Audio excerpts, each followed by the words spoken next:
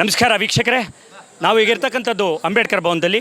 ಇವತ್ತು ಬೆಳಗಿನಿಂದ ಇಡೀ ಪ್ರಪಂಚವೇ ಆಶ್ಚರ್ಯಪಡುವಂತಹ, ಭಾರತದ ಕಡೆ ನೋಡುವಂತಹ ಕೆಲಸವನ್ನು ಮಾಡಿರ್ತಕ್ಕಂತಹ ನಮ್ಮ ಕರ್ನಾಟಕದ ಹೆಮ್ಮೆಯ ಶಿಲ್ಪಿಗಳಾಗಿರ್ತಕ್ಕಂತಹ ಅರುಣ್ ಯೋಗಿರಾಜ್ ಇವತ್ತು ಇಡೀ ಪ್ರಪಂಚ ಒಂದು ರಾಮಲಲ್ಲಾನ ವಿಗ್ರಹವನ್ನು ನೋಡ್ತಾ ಇದೆ ಅಂತೇಳಂದರೆ ಅದರ ಹಿಂಗಡೆ ಅವರ ಪರಿಶ್ರಮ ಎಷ್ಟಿದೆ ಅನ್ನೋದು ಗೊತ್ತಾಗುತ್ತೆ. ಇವತ್ತು ಅವರಿಗೆ ಎಲ್ಲ ಒಂದು ಶಿವಮೊಗ್ಗದ ಅನೇಕ ಸಂಘ ಸಂಸ್ಥೆಗಳಿಂದ ಅವರಿಗೆ ಒಂದು ಸನ್ಮಾನದ ಕಾರ್ಯಕ್ರಮ ಇತ್ತು.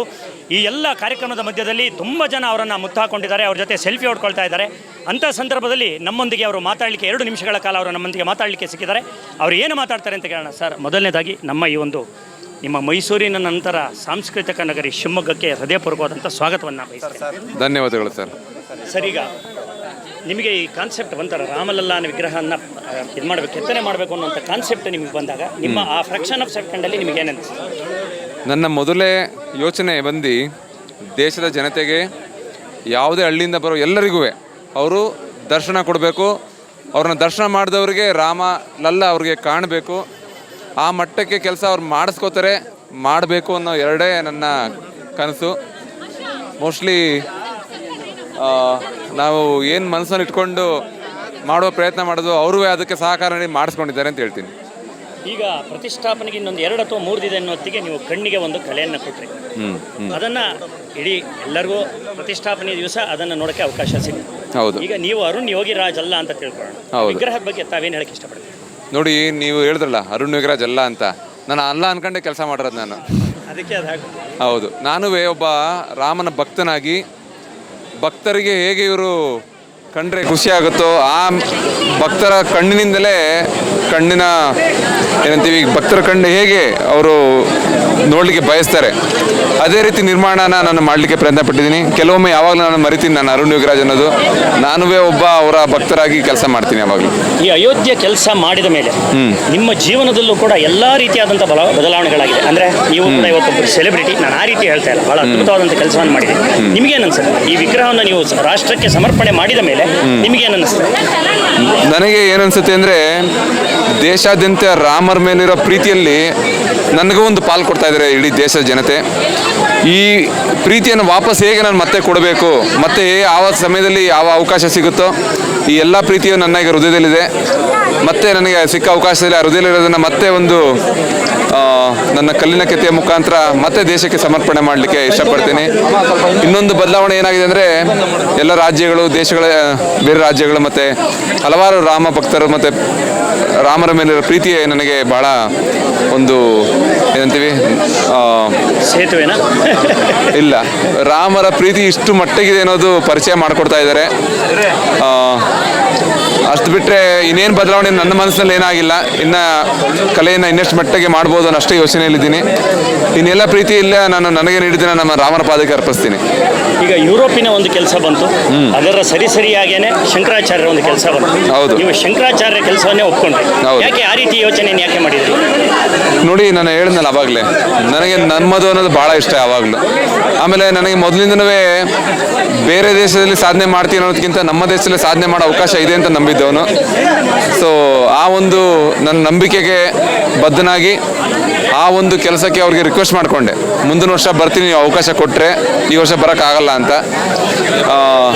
ಅವರು ಅದನ್ನು ಪರಿಗಣಿಸಿ ಈ ಒಂದು ನಮ್ಮ ಶಂಕರಾಚಾರ್ಯರ ಪ್ರತಿಮೆ ನಿರ್ಮಾಣಕ್ಕೆ ನನಗೆ ಅನುಕೂಲ ಮಾಡಿಕೊಟ್ರು. ನಮ್ಮೆಲ್ಲ ಧನ್ಯವಾದಗಳು ಸರ್. ಯೋಗಿರಾಜ್ ಬಗ್ಗೆ ಅವರು ಕೂಡ ಅರುಣ್ ಯೋಗಿರಾಜ್ ಅವ್ರ ಬಗ್ಗೆ ಮಾತಾಡಲಿಕ್ಕೆ ಅನೇಕ ಜನ ನಮ್ಮೊಂದಿಗಿದ್ದಾರೆ. ಅವ್ರು ಏನು ಹೇಳ್ತಾರೆ ಅಂತ ಕೇಳೋಣ. ಸರ್, ಅರುಣ್ ಯೋಗಿರಾಜ್ ಬಗ್ಗೆ ಏನು ಹೇಳಕ್ಕೆ ಇಷ್ಟಪಡ್ತೀನಿ? ಅರುಣ್ಯ ಯೋಗಿರಾಜ್ ಅವರು ಅತ್ಯಂತ ವಿಶೇಷವಾದಂಥ ವ್ಯಕ್ತಿ. ಅಂಥವರು ಹುಟ್ಟುವುದೇ ಅಪರೂಪ.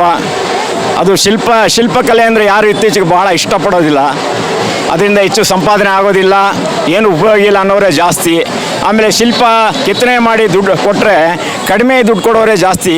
ಆಮೇಲೆ ನಾಮೇಲೆ ಕೊಡ್ತೀನಿ, ನಾಳೆ ಕೊಡ್ತೀನಿ ಅಂತ ಹೊರಟೋಗ್ಬಿಡ್ತಾರೆ.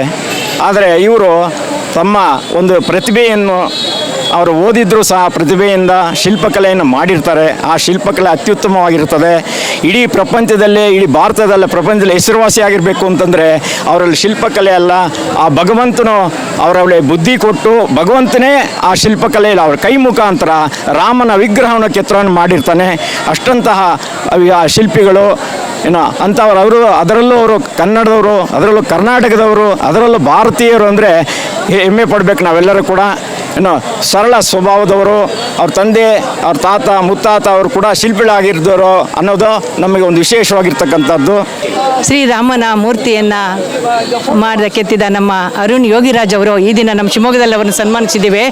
ಅಂಥ ವ್ಯಕ್ತಿಯನ್ನು ನಾವು, ಆ ಸರಳ ವ್ಯಕ್ತಿ ಅವರಲ್ಲಿ ಯಾವುದೇ ಒಂದು ರೀತಿಯ ನಿಂತ ಒಂದು ಸೇವೆಯನ್ನು ಮಾಡಿದ್ದೀನಿ, ಇಷ್ಟೊಂದು ಸೇವೆಯನ್ನು ಸನ್ಮಾನ ತಗೊಳ್ತಾ ಇದ್ದೀನಿ ಒಂದು ಯಾವ ರೀತಿಯಲ್ಲೂ ಅವರಿಗೆ ಜಂಬ ಅಹಂಕಾರ ಇಲ್ಲದೆ ನಮ್ಮ ಸಮಾಜಕ್ಕೋಸ್ಕರ ಈ ಒಂದು ನಾನು ಕೆಲಸ ಮಾಡ್ತಾ ಇದ್ದೀನಿ, ಸ್ವಾಮಿಯ ಪ್ರೇರಣೆ ಇದು ಅಂತ ಹೇಳ್ತಾ ಇದ್ದಾರೆ. ಇಂಥ ಒಂದು ಶಕ್ತಿನ ದೇವರು ಇನ್ನೂ ಹೆಚ್ಚಾಗಿ ಅವರಿಗೆ ಕೊಡಲಿ. ಹಾಗೆ ನಮ್ಮ ವಿಶ್ವಕರ್ಮ ಸಮಾಜ ಶಿವಮೊಗ್ಗದವರು ಇವರು ಅತ್ಯಂತ ಪ್ರಿಯವಾಗಿ ಎಲ್ಲ ಸನ್ಮಾನವನ್ನು ಮಾಡಿದ್ದಾರೆ.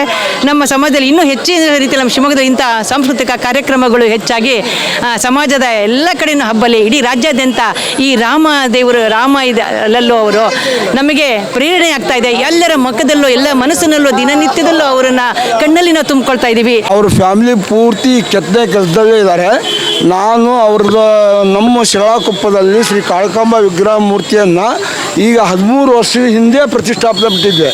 ಆಮೇಲೆ ಕಲ್ಲಿನಲ್ಲಿ ಹೆಸರು ಹಾಕೋದು ಅವತ್ತಿ ಕಾಲದಲ್ಲೇ ಅರಣ್ಯ ಯೋಗಿರಾಜ್ ಹೆಸರನ್ನ ನಮ್ಮ ಮೂರ್ತಿ ಕೆತ್ತದ ನಡೆದು ನಮ್ಮ ಅರೆಮಾನಹಳ್ಳಿ ಗುರುಗಳು ಹೋಗ್ತದೆ. ಒಂದು 15 ದಿವಸದಿಂದ ನಮ್ಮ ಊರಿಗೆ ಬಂದಾಗ ಶಿರಾಳಕೊಪ್ಪ ಕಾಳಕಾಂಬ ದೇವ್ರ ಬಗ್ಗೆ ಮತ್ತು ಕಚ್ಕೆ ಅನ್ನಪೂರ್ಣೇಶ್ವರಿ ದೇವ್ರ ಬಗ್ಗೆ ಹೇಳಿದ್ದಾರೆ. ಬಟ್ ಅರಣ್ಯ ಯೋಗಿರಾಜೇ ಸಾಟಿ, ಅದ್ರ ಬಗ್ಗೆ ಎರಡನೇ ಪ್ರಶ್ನೆ ಇಲ್ಲ. ಸರ್ ಅವ್ರನ್ನ ನೋಡಿ ತುಂಬ ಖುಷಿ ಆಯಿತು ನಮಗೆ. ನಾವು ಟಿ ವಿಲಿ ನೋಡ್ತಾ ಇದ್ವಿ ರಾಮ ಮೂರ್ತಿ ಕೆತ್ತಿರೋರು ಅಂತ. ಇವತ್ತು ಲೈವ್ ಆಗಿ ನಮ್ಮ ಶಿವಮೊಗ್ಗದಲ್ಲಿ ನೋಡಿದ್ದು ನಮಗೆ ತುಂಬಾ ಖುಷಿ ಇದೆ. ಅವರಿಗೆ ದೇವರು ಆಯುರ ಆರೋಗ್ಯ ಕೊಟ್ಟು ಚೆನ್ನಾಗಿಟ್ಟಿರಲಿ ಅಂತ ಬೇಡ್ಕೊಳ್ತೀವಿ.